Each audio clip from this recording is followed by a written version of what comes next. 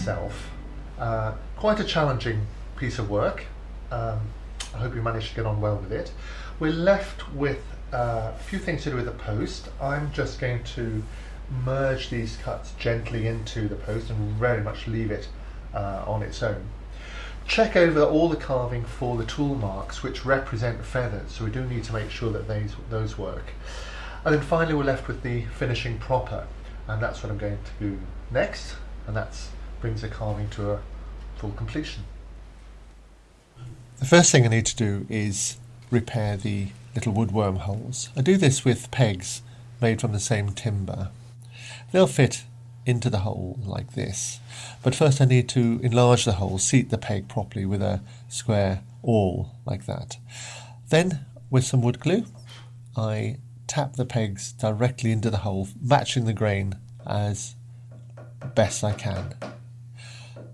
So once they're in there, I let the whole structure go dry overnight, and then with a coping saw I cut the excess wood off. And then following that I get a gouge and basically carve the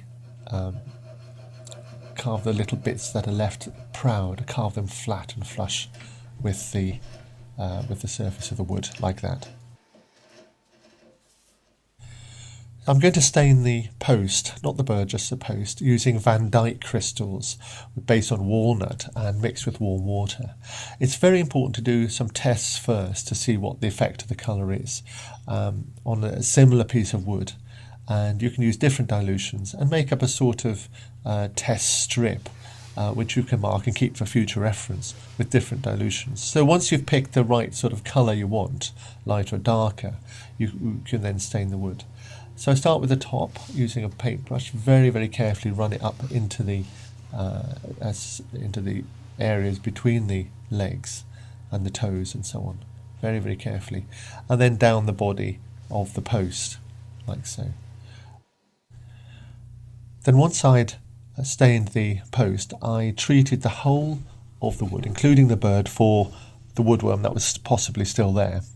Following that, I coated it in an acrylic varnish, which is just a sealer.